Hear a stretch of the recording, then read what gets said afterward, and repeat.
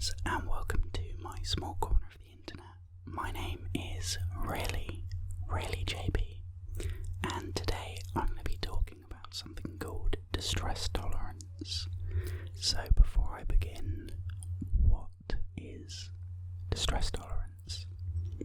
Well, essentially it's one of the 4 core principles that make up DBT, or Dialectical Behavioural Therapy, and it's all about giving you the skills that you need to cope when you're in a situation that you can't change. In life, there are situations that we do have the power to do something about. We have the power to resolve the issues and make the situation more bearable. But there are also certain times when the situation is completely out of our hands, and distress tolerance is all about giving you the skills and the experience that you need to handle those situations in a positive way. So the first thing that I'm going to talk about is something called radical acceptance. And essentially this is the idea that these uncomfortable, horrible situations where you are completely powerless to change the world around you, they do exist and they will happen, but they won't last forever. It's about not judging situations as inherently good or bad. It's just about living in this very moment and accepting that there will be positive and negative things, because that's just a part of life. But life is also constantly moving forwards, constantly changing, and while they may be uncomfortable or terrifying or upsetting, they will pass because they are just single moments in your life. Now, one way to put this into practice is by using a method called the stop method, and that's stop with a double B. Whether you're in a situation that's making you upset or anxious or angry or any other emotion, the first thing to do is just stop. Just take a deep breath. That's the T. Take a deep breath. Take a moment to assess the situation as it really is, and observe. That's the O. Observe the world around you. Observe what's happening, what you're reacting to, what sensations are in your body right now, what thoughts are running through your mind, what emotions are running through your body. Just observe everything around you and try and be as objective as possible. And then try and pull back and take some perspective. That's the first B. Think about how other people would view this situation.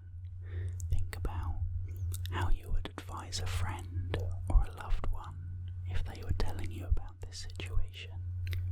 Think about how important this situation really is in the long term. Thinking about in 6 months' time whether you'll even remember it, let alone be as caught up in the moment as you are. Try and think if there are other points of view in this situation, other ways that you could view the things happening to you. And think about whether your reaction is in proportion to what's going on. Whether your reaction is in proportion to what's going on. And finally, practice what works. And that's something that I'm going to talk about next. So the first thing that you could try is something called self-soothing. Self-soothing. And no, that's not as dirty as it sounds. Basically, this is all about using all 5 of your senses to try and nurture yourself and hopefully feel a little better. You can use your vision to look at pictures of you in happier times, to look at cute pictures of cats and dogs. You can use your hearing to listen to music or relaxing nature sounds like birds or crickets or cat purring. Not dog woofing, that wouldn't be so relaxing. You can use your sense of smell and light a deliciously scented candle. You can open a window and smell the fresh air. You can use your taste, whether that's by eating or drinking some of your very favourite things, or even trying something new. You can use your taste to try and focus your mind on the flavours and textures inside your mouth. Or you could use your touch and give somebody a nice warm hug. You can rub the tummy of your favourite pet.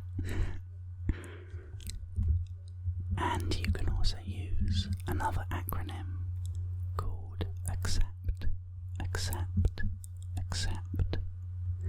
And this is more long-term than the STOP acronym, but has some very similar ideas. So the A stands for activities, and that can be activities to distract you or focus your attention. They can be mindfulness activities, they can be exercise activities, they can be musical activities. Anything that keeps your mind busy and focused on something positive is a great activity to start with. You can contribute to other people, whether that's with volunteer work or simply doing something nice for somebody in your life. You can compare yourself, and at first I didn't understand that. I thought, if I'm feeling like this, I really don't want to be comparing myself to other people, because that's just going to make me even more down. But it's more about comparing yourself to where you want to be in the future, and using that to drive you and motivate you to get through this situation positively. You can change your emotions, and that might sound a lot more difficult than it is. I just mean watching a movie that will make you cry, or will make you laugh, or will make you terrified. Sometimes making ourselves feel something different can help pass the time before our emotions return to a stable state, or until the situation that we can't control either resolves itself or moves forward. Put your attention into something else, which is all about using the time that you have while in this uncomfortable situation to do something positive. You can try and change your thoughts, and again, that sounds a lot more difficult than it really is. This can be anything from counting down from a really big trying to think of every girl's name beginning with a certain letter. It can be playing 10, so trying to pick 10 colours in the room that you're in, or 10 different things that you can hear, or 10 feelings against your skin that you can feel. So for example, say that you're absolutely terrified of going to the dentist, so you never go, and one day you find a cavity, but you think to yourself, there's no way I'm going to the dentist, so you try and cope as best you can by avoiding sugar and sweet foods. But with time, the cavity just grows and grows, and before long you need a whole root canal. So using radical acceptance, you can accept the fact that you're scared of the dentist. You can accept the fact that you're probably going to have a really, really bad time. But you can use your self-soothing skills when you're sat there in the chair. You can use your stop skills if you start feeling really panicky, to try and ground yourself and stay in the moment. And when you're sat in the chair having it filled, you can use your accept skills to try and keep your mind busy, to keep distracted and thinking about other things, while this horrible situation around you resolves itself. And before you know it, you'll be on the way home with pearly white teeth and much less scared of going back to the dentist, because now you know that even though it's horrible and uncomfortable and stressful, it's something that you can cope with and something that you can handle.